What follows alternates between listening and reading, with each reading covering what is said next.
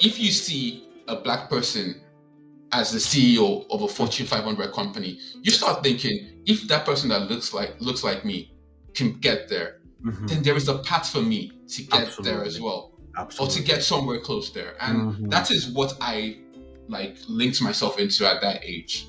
And I was fortunate enough to have those role models around me. And I understand fully well that some people don't have such role models. Yes. Yes. But that's what I Yeah. saw, and that's what I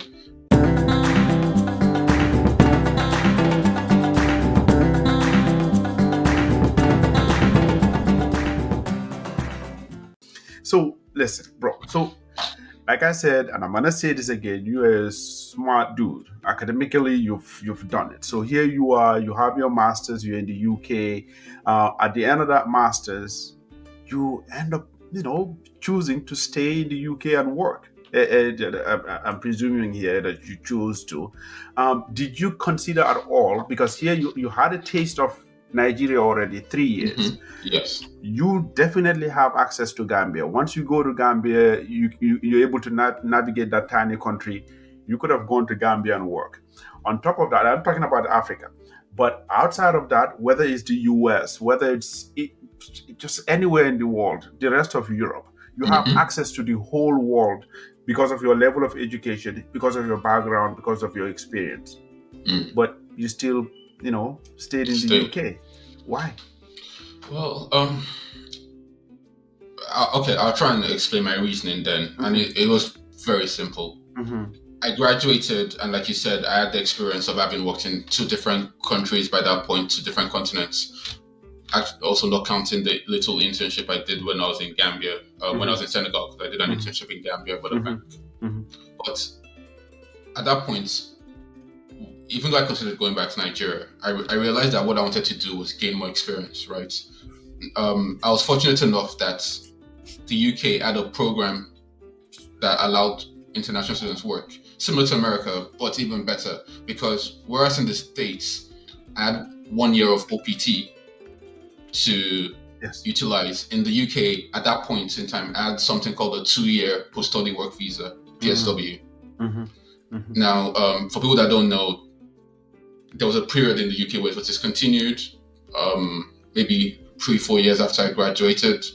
I can't recall, maybe a bit longer than that.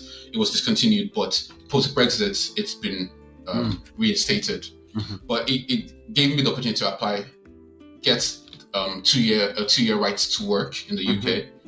And that was my path to staying in the UK. I see. Now, because even though you say, yes, okay, I have 2 degrees, I have I have a undergraduate degree or postgraduate degree, the truth also is I also have an international passport, which, as you know, presents its own challenges, right? Yes. Trying to go to any other place would require that location or a company in that location sponsors me from the get-go, which is very difficult to get as an international student. It is difficult. Even if, I couldn't get in America, and I graduated with what in the UK we call honors. I graduated magna cum laude, and I found that difficult to get in America. So having that path laid out before me and available to me was something that gave me hope that at the very least I can spend 2 years here, and if I go back to Nigeria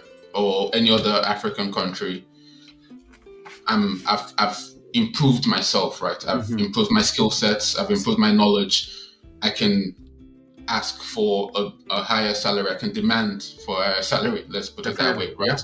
Yeah. And can claim it. And as opposed to just going back and then trying to use my professional connections, my personal connections to get a role. I figured it would be better for my CV to just bolster it a bit by be loaded working with that. And right after your education, you took advantage of that program that visa and said, I'll do this for experience so that it will just beef up my CV and because the US, they don't use CV a lot, they say resume, same thing, but you wanted to beef that up and make it, basically make yourself more sellable anywhere. I hear Exactly. you. Exactly. And you're within that professional arena of just Yes. different people. So you know a lot of Africans. You know, whether it's the U.S. or not only Nigerians UK, but a lot. So Nigerians. Yeah, I know about it. so what stands out in their conversation? People that are in the same, same area as you, professionals, right? What Mm-hmm. stands out in their conversation when Africa is talked about as far as like, work? What do you hear? That's a loaded question because Mm-hmm. one thing when I try and have some of these conversations, and I always want to make it very clear. A lot of things are my opinion, right? Yes, And the exactly. reason I No, say yeah. this is because Mm-hmm. even if you take both of our experiences, for example, yes, we are both males originally from countries in West Africa who've been privileged enough to go abroad, gotten a good education, stayed in the West, are building a life. Um, there are similarities, yes, but that does not mean that we are monoliths or we are completely representative of all the experiences of like Black West African males in the West. Everybody goes through their own experience. We're not a monolith. Black people are not a monolith. We all have individual Mm-hmm. experiences and Mm-hmm. Mm-hmm. we approach it that way. Mm-hmm. But yes, we also share a lot of the same challenges. Mm-hmm. Now, what I'm trying to say is this. Especially after coming to the UK, there are Black people I've met that are people, or they're maybe first generation. That means their parents were the ones who moved to the UK. Maybe they were born here or they were pretty much brought up here when they were kids. Mm-hmm. And they mostly identify with the UK, right? Okay. Yes, they Fair. have a strong Nigerian heritage or strong African heritage, strong Guinean, Senegalese, Mm-hmm. Gambian Mm-hmm. heritage, Mm-hmm. but they were basically born and bred in the UK. Fair. So some have visited back the motherland, some have not. Mm-hmm. So definitely the way they think about it is very different Mm-hmm. to the way I would. You would, yeah. And I also, compared to some of our friends, there were people that we both know that moved back to Africa and they stayed, Just it, yeah. and there were people that never went back At all. at all. They've gone to visit, but they never went back. Yeah. And one thing that going back definitely, it gave me an appreciation for the differences in Africa because working back home as an adult is very different to being a child and going to school and not having a lot of responsibilities, if you understand what I mean, Sense. right? Makes sense, yes. And then the way you experience it when you actually work in that industry in an African country, in Nigeria, it's very different. But I liked it. I liked the fact that it gave me a grounding. It reminded me exactly of where I was from. I would not be able to think about things the way I think now if I did not go back. But there are pros and cons to that. I hear you. Okay. A very simple disadvantage is that if I'm comparing myself to some people who were born and brought up here and then were able to get into a professional setting at the same time as me, they've literally not had to move to different locations within their career, right? Yes. Or even if they did, it's because they were in a professional setting and that professional setting allowed them or sent them to different countries. That means they've added a lot more longevity in their career, possibly doing the same thing or doing something in their industry that has evolved over time. And they are now subject matter experts. And they're at this age now reaping a lot of the benefits. Now, because I've also moved different places over time, I would think personally it's set me back a little. I've had a good cultural experience, but I've just not had the same longevity doing the same thing and growing over time that they have had. Right. Pros and cons. But what it has done for me definitely is, from a personal point of view, it's tied me back to where I come from. Because if I'd stayed in America, and the way I completely thought was totally American, without appreciating some of the cultural aspects of just living in Nigeria, What comes of with living in Nigeria and working as a professional in Nigeria? exactly, First-hand experience, yes. first-hand experience. I think it has made me a fuller person. I appreciate the fact that I'm now more tied to my roots, so I can appreciate my Nigerian heritage, and I Mm-hmm. appreciate like my Western heritage now, so to speak, as well. And they both like sit comfortably within me. Mm. So, Mm-hmm. yeah. So I like that, and I like the fact that there are people back home that, if I ever need to, I could call on. I'm Yes. professionals as well, and Yes. have conversations about how the industry back home is Basically, changing. broaden that perspective. Yes. So from the UK, you're able to tell, from when actually you can see growth, because not from something you read from an article, but from seeing when I was there and I served 3 years. Now I can compare by talking to a colleague who is there and see whether there's growth or things are stagnant and stuff. That takes me to something, and I actually noted it down before we spoke. You're always a first for something. My first UK based and my first Nigerian that I'm talking to in StemToRoots. So I did a little research because I was curious. So I live in the Houston area, where I think the Nigerians, like it's like a centralized place for Nigerians, the Houston area. But Yeah. I was curious about the nation at large, right? And I found out it says in 2020, Mm-hmm. there were 3,895 Nigerian educated doctors licensed to practice medicine in the US, not just Houston. Okay. In the US, so 3,008, so about 4,000. I'm sure it's Okay. like 4,000 now. And so I was curious, and this is a perfect segue to that. Do you feel Nigeria enough? You're connected. You worked there. You still So, do you feel Nigeria, as professionals outside of the country, that Mm-hmm. they were flushed out by the country, or they've abandoned the country? And Mm-hmm. it cannot be just these two. There can be in between. But where will you lean when you assess this? And obviously, it's your opinion. Yeah. And again, I like the fact that you're putting me into very controversial topics, but By choice. I waited for you to comment. it makes it interesting. It's a difficult one. I know. It's a difficult one. I definitely would, in my opinion, I Yes, think of that course. after working in the West, and Mhm, as much as I appreciate like some of the benefits of being back home, mhm. it is difficult sometimes to stay back home because Mm. yes, the industry is not as sophisticated as maybe one would want it to be as a Yes. professional. Mhm, Now,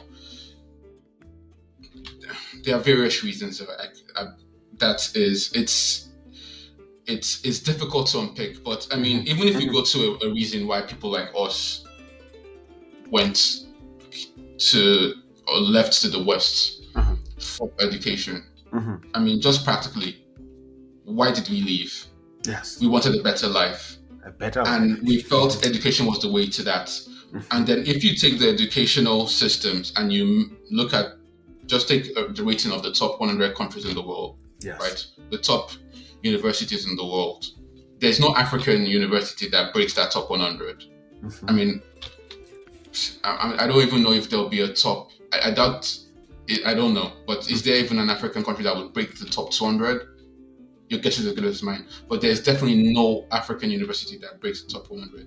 Yes. Now, I'm sure there are people that will say, well, it's maybe also a bit unfair because those rules are set up by, and those ratings are set up by agencies in the Yeah. West, Mm. and they will measure based on the Western bias, But But yeah. again, Uh-huh. it's the same way. Like Yeah. sometimes I try and be objective as well.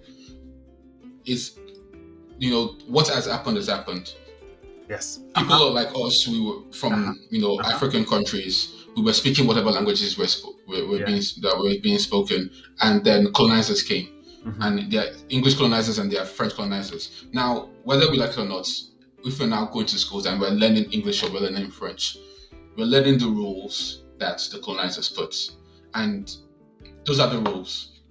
To be able to like bend the rules, you have to first know the rules. Yes. Now, I'm not talking about anything illegal, but I'm saying that like if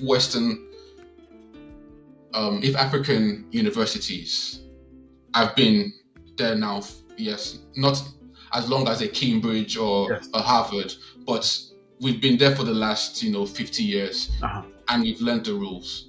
We have to understand exactly what we need to do to enter those paths. Because we are where we are right now. Exactly. The foundations needs to be put in, the framework, right? The plans, the finances.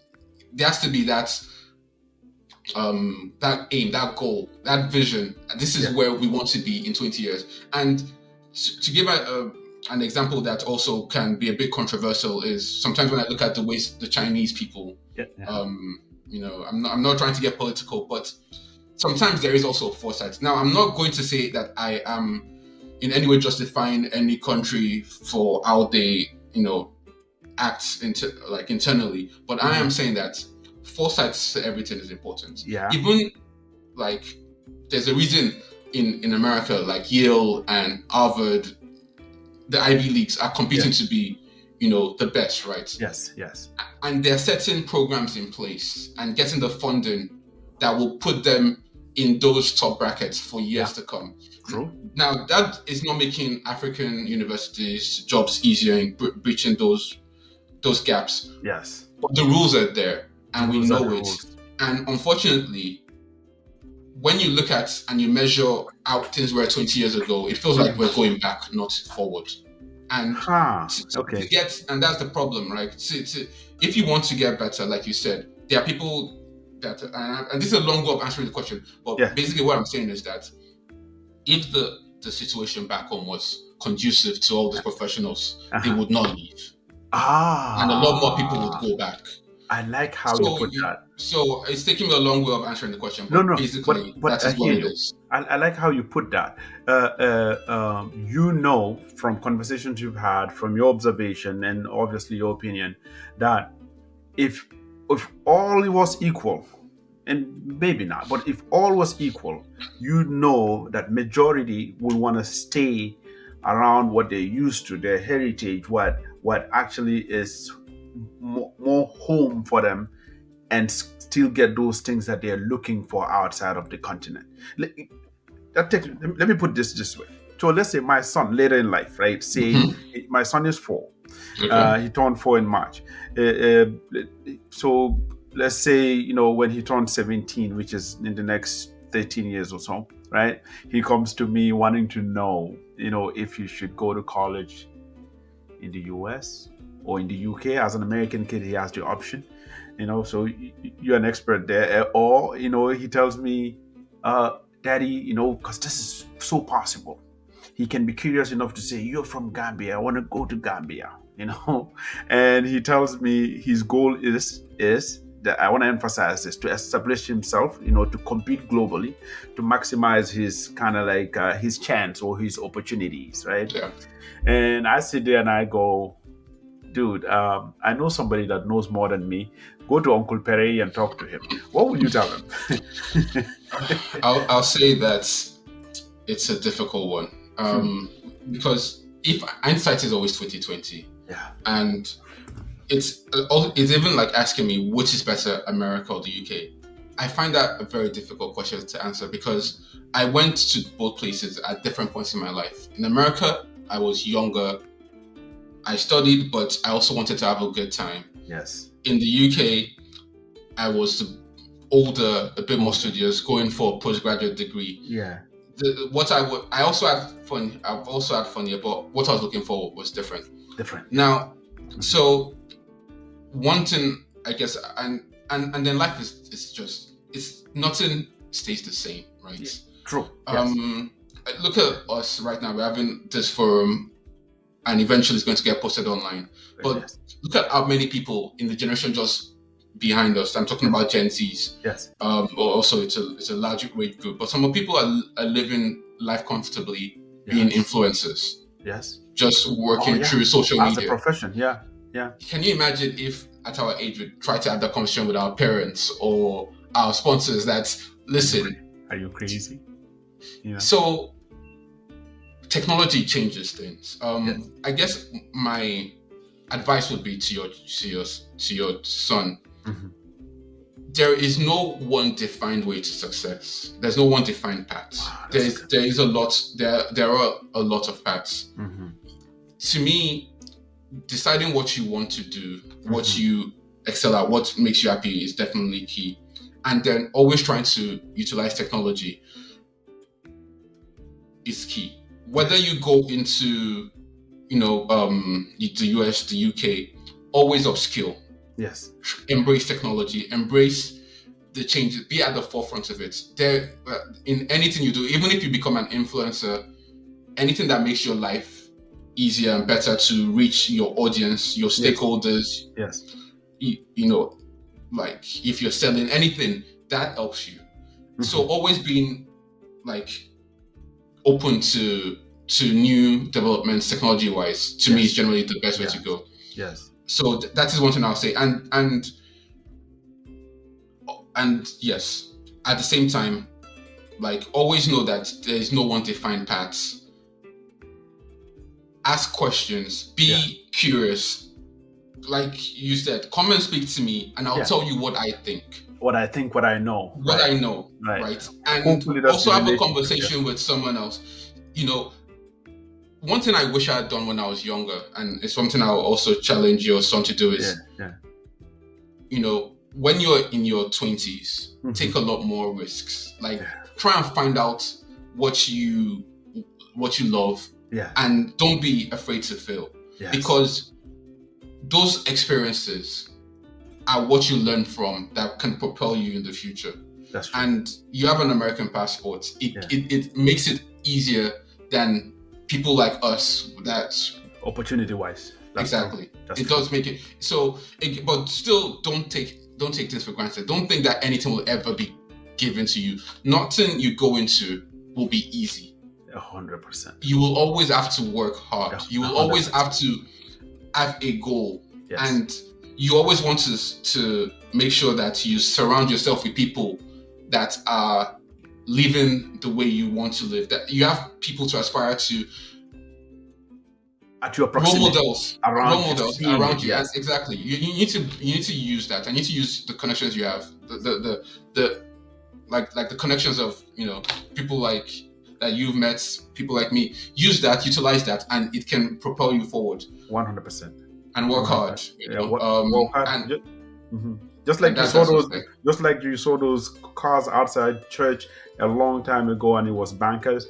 Like their generation, that, like you said, things change, right? Where those cars will be owned, the Lambos will be owned by influencers. You're like, what is an influencer? So life is different now. And actually, that takes me here, because you said hindsight, and we're talking about this hypothetical we're talking about is about a kid who is 4, and I'm talking about when he's 17. So ideally, like, because I know you think about these things, ideally, where would you want to see Africa in your lifetime? Like, where would you want to see Africa? Well, and so I'll make it a 2-part question. Okay. Where would you want to see Africa? And because I know it's a progressive Africa, I know that for sure. So that's where I want to go. Like, if you have seen signs and signals that's actually possible in your lifetime. You're asking very difficult questions. I hope for. I hope that there's a progressive Africa. I hope that the motherland things improve. Mm-hmm. I hope things get better. Mm-hmm. We need the right type of leaders, but the truth is, I have no idea what happens, because a lot of the foundational aspects, the foundations, I'm not sure they're there. Right? I'm not saying that we need to replicate everything that's done in the West, but there are certain things in places that have worked. And even those things that have worked, we don't seem to take the best of them and utilize it. Yes. If you've seen something that has worked, you should at least try and replicate that. For don't example, reinvent the wheel. If we say I think in the last 2 weeks I saw an article that said that the happiest country in the world by a certain rating is a Scandinavian country. I think it's Finland. And to be honest, if you look at like a lot of those Scandinavian Nordic countries, they are consistently ranked like that one of the highest for like just. But and the system is very different to the American system. Very true. different to. There are some similarities with the UK system, but it's actually a lot more socialist. Taxes are very high, ridiculously high. But everybody gets everything. The gap between the haves and the have-nots is much lower, which means that you're not always chasing the American dream or trying to keep up with the Joneses. That's true. A lot of those places, education is free from when they are born to when they finish university. Wow. Can you imagine if we'd had some of those opportunities? Yes. But if we keep mismanaging the wealth, the resources, if we keep electing the wrong people to rule, we will not progress. Just keeps being the same, because in our lifetime, I'm older than you, I've hit my 4 decades already. I've not seen. I look at my country, and like it's the hills and valleys are just like you go up and down, like not even stagnant. It's just it takes these dips, and we come out of that dip. And so you think about our continent, and I'm talking about Gambia because I know Gambia more than any other country in Africa, but the continent as a whole, the similarities in the lack of progress is stifled by whether it's leadership, whether it's not replicating those things that work, whether it's mismanaging funds, whether it's like these things have to be looked at. If not, I said in your lifetime, meaning in my lifetime, if I've lived 40 years and I've not seen a lot of progress, that I'll say, oh, look at these amazing things, then if this is midlife, my next half will be the same.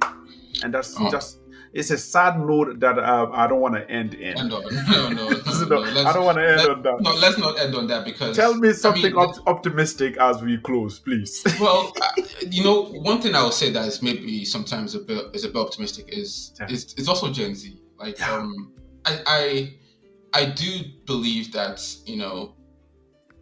they see things differently, and they should, because they know that life is much more difficult for them. As difficult as it was for us, it is much more difficult. There are less opportunities.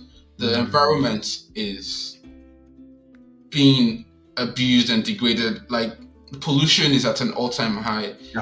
But when you look at things that happened with, George Floyd, and how they said a lot of Gen Zs and a lot of millennials came out. There were also like Generation X. A lot of people came out to support that, but that movement mostly came, to be honest, from people from Gen Z saying it's true. They will not have this, or the NSAS movement in Nigeria as well. And when police people were literally just picking on Nigerian youths indiscriminately.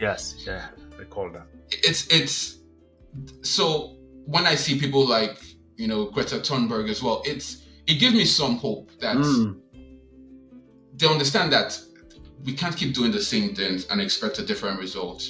And some of them also saying, maybe rightfully so, that maybe coming into the institutions that already exist and try to change them from within is not also the right way to go. So I think some people will do that, and some people will stay outside, but they will agitate for change. And that is the only way change happens, right?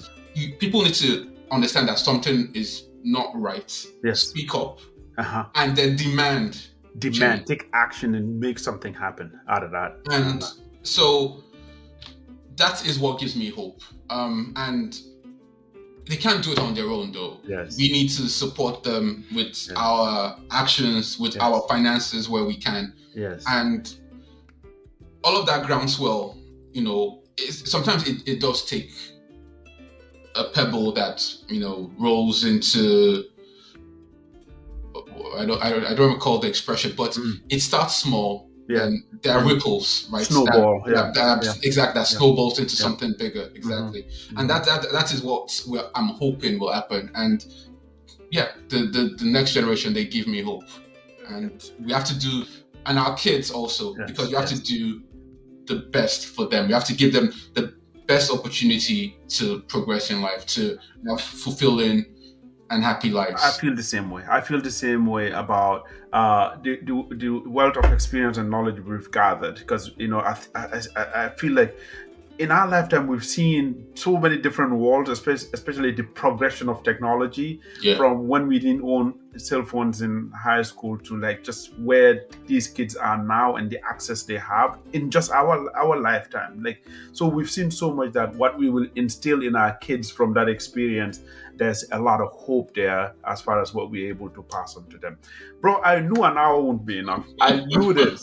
So here, I'm gonna ask you, not outside of this recording but inside, just so that you'll make a promise to the rest of our listeners that you will come back, because there's so many things I want to talk about. I knew it. I knew an hour won't be enough.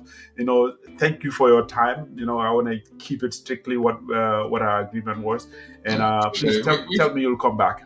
No, I've enjoyed this. I would definitely come back. I Yes. appreciate what you're doing. Like Uh-huh. having these conversations, it's like I said, it's the way it starts. We have to have some of these conversations, talk about Mhm. experiences, talk Right. about ways to improve, talk about, and once we share knowledge, Yes. we share experiences, Uh-huh. it helps to like shift the dial. It helps people to 100%. understand, okay, I've been through this, Yes. and And that's there and are that's ways, and there that's are exactly resources to why overcome. exactly why I want to So have this conversation, where people will listen to this, see where you come from, the decisions you made along the way, and the things you kept mentioning. Hey, this is what I would have done if I was 20 again. This is what I would have done. So hopefully somebody who is in their 20s or heading there, or somebody who has a kid that's not there yet, can learn something and actually make something actually positive happen, as far as like just that shift.